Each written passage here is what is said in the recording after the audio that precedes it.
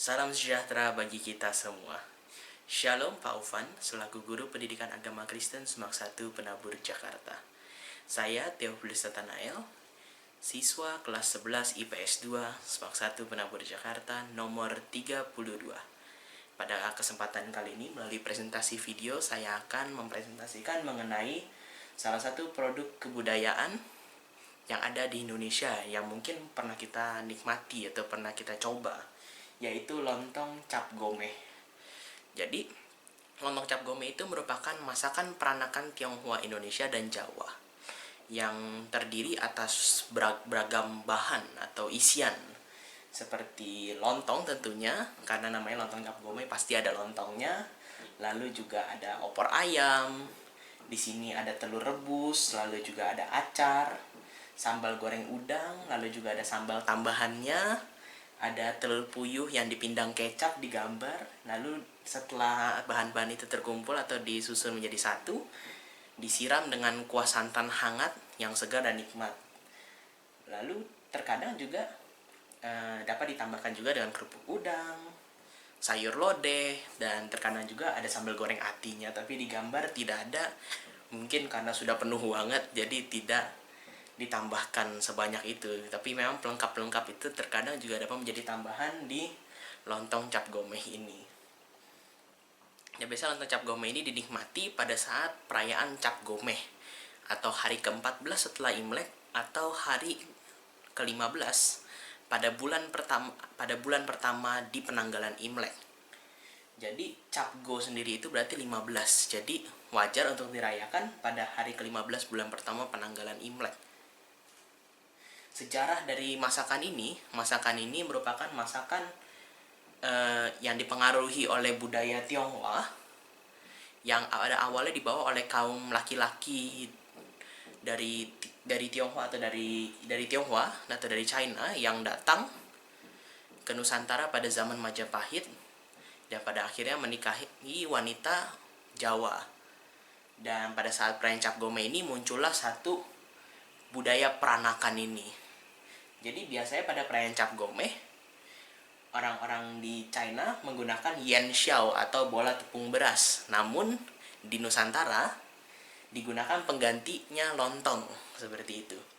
Disinilah masakan inilah melambangkan satu asimilasi atau satu kemunculan kebudayaan baru dari pendatang Tionghoa dan bumi putra Jawa atau pribumi Jawa.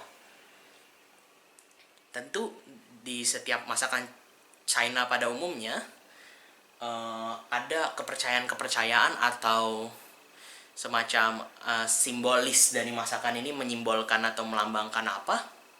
Biasanya ada, dan lontong cap gomeh ini dilambangkan sebagai makanan yang membawa keberuntungan. Hal ini terlihat dari bahan-bahan yang digunakan, yaitu seperti lontong, telur, dan santan dan kunyit. Santan dan kunyit itu dijadikan kuahnya. Dia berwarna kuning kemasan, dan ketiga bahan ini dianggap membawa keberuntungan. Dan untuk lontong sendiri, karena bentuknya yang padat dan panjang, dianggap membawa keberuntungan itu karena panjang itu melambangkan panjang umur.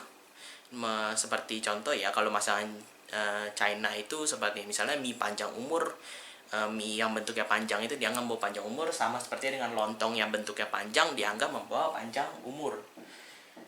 Untuk kepadatan dari lontong ini dianggap berlawanan dengan bubur encer, bubur yang bertekstur encer yang biasanya diberikan kepada orang sakit atau orang miskin. Jadi lontong ini dianggap membawa keberuntungan, begitu juga dengan telur dan kuah santan kunyit tersebut. Lalu apa sikap pribadi saya saat melihat atau mungkin menikmati lontong cap gomeh ini? Sikap pribadi saya tentu saya menerima masakan ini sebagai satu bentuk budaya kulinari atau budaya masakan yang nikmat tentunya. Maksudnya kita menikmati lontong cap gomeh itu sebagai masakan yang enak dan juga salah satu budaya Indonesia yang harus kita syukuri dan kita hargai. Kita juga mau melihat apa sih sikap gereja dalam menilai masakan ini. Tentu sikap gereja dalam melihat masakan ini adalah sikap yang transformatif, di mana Kristus mentransformasi budaya. Kekristenan menganggap masakan ini sebagai satu masakan yang masakan kekayaan budaya di Indonesia. Bukan melihat dari sisi misalnya kehokiannya atau sisi-sisi kepercayaannya seperti itu.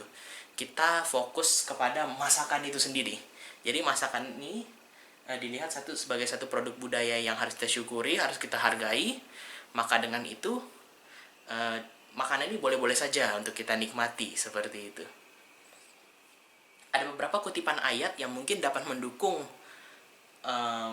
mendukung statement baik dari saya maupun pendapat saya mengenai sikap gereja yang kita lihat biasanya. Sikap gereja yang biasa gereja lakukan pada umumnya mengenai masakan ini, ada beberapa ayat yang saya akan kutip. Saya akan gunakan Alkitab untuk mengutip ayat ini. Ada 3 ayat yang saya kutip, tapi yang saya cantumkan hanya 2 ayat ini. Jadi ayat yang pertama ini dari 1 Korintus 10 ayat 27 sampai 28. Yang saya kutip di sini yang 27-nya saja, yang 28 saya akan tambahkan di presentasi ini untuk menunjang penjelasan dari presentasi saya. 1 Korintus 10 ayat 27 sampai 28. Kalau kamu diundang makan oleh seorang yang tidak percaya dan undangan itu kamu terima, makanlah apa saja yang dihidangkan kepadamu tanpa mengadakan pemeriksaan karena keberatan-keberatan hati nurani. Tetapi kalau seorang berkata kepadamu, itu persembahan berhala, janganlah engkau memakannya, oleh karena dia yang mengatakan hal itu kepadamu, dan karena keberatan-keberatan hati nurani. Orang Kristen diizinkan untuk menikmati masakan yang memang disediakan, seperti misalnya kita saat bertamu, saat Imlek atau saat Cap Gome, kita disajikan makanan ini, kita berhak untuk menikmati. Tetapi memang bila tuan rumah tersebut berkeberatan untuk, contoh misalnya biasanya ada satu semacam sajian seperti itu yang memang dikhususkan setahu saya untuk orang yang sudah tiada, untuk leluhur-leluhur seperti itu, yang memang diingatkan oleh pemilik rumah atau tuan rumah untuk jangan dimakan ya, ini untuk persembahan atau untuk sesajian seperti itu. Lebih baik kita tidak memakannya untuk menghargai. Jadi di sini Rasul Paulus dalam suratnya kepada jemaat di Korintus yang pertama menyatakan bahwa kita tidak perlu, jadi saat kita misalnya disajikan lontong ini nggak perlu tanda kutip skeptis seperti itu, atau wah ini makanannya ada semacam kepercayaannya atau apa. Masih kita boleh menikmati makanan ini. Dan hal ini juga saya akan dukung kembali dengan satu ayat dari pasal yang sama tapi ayat yang berbeda. Surat Rasul Paulus kepada jemaatnya di Korintus yang pertama, pasal 10 ayat 31. Yang saya kutip di sini adalah versi bahasa Indonesia masa kini. Saya akan kutip melalui Alkitab, versi terjemahan baru. Aku menjawab, jika engkau makan atau jika engkau minum, atau jika engkau melakukan sesuatu yang lain, lakukanlah semuanya itu untuk kemuliaan Allah. Jadi apapun yang kita lakukan, dalam konteks ini makanan, apapun yang kita makan seperti itu, apapun yang kita minum, apapun yang kita lakukan, baiklah kita melakukan itu untuk kemuliaan Allah. Jadi istilahnya jangan ada embel-embel gitu, seperti itu. Misalnya kita makannya untuk karena memang misalnya untuk membawa hoki dan lain sebagainya gitu. Menurut ayat ini tidak perlu. Jadi apapun yang kita lakukan, baiklah itu memuliakan Allah dan jangan sampai malah melanggar perintah Allah. Seperti itu. Saya kutip juga kembali versi bahasa Indonesia masa kininya, apapun yang saudara lakukan, saudara makan atau saudara minum, lakukanlah semua itu untuk memuliakan Allah. Ini bahasanya lebih sederhana, lebih dapat dimengerti, tapi konteksnya tidak berbeda dengan terjemahan baru. Yang biasa kita baca yang terjemahan baru, ini yang versi bahasa Indonesia masa kininya. Jadi kita boleh menikmati konsumsi ini atau masakan ini dan menghargainya sebagai salah satu bentuk keragaman budaya di Indonesia tanpa kita melebih-lebihkan atau istilahnya kita mencari-cari, wah ini dia masakannya ada kepercayaan atau kita tidak mau menikmati dan sebagainya. Tidak seperti itu.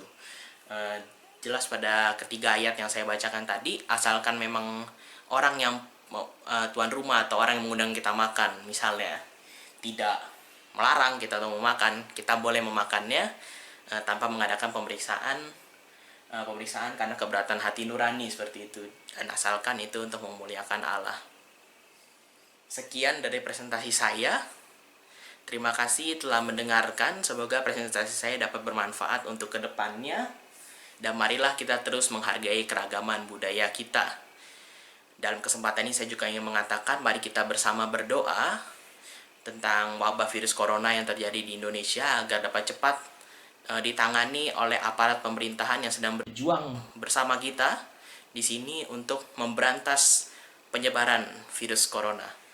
Saya Theophilus Nathanael, kelas 11 IPS 2, nomor urut 32, pamit undur diri. Terima kasih telah mendengarkan presentasi saya. Tuhan memberkati kita semua.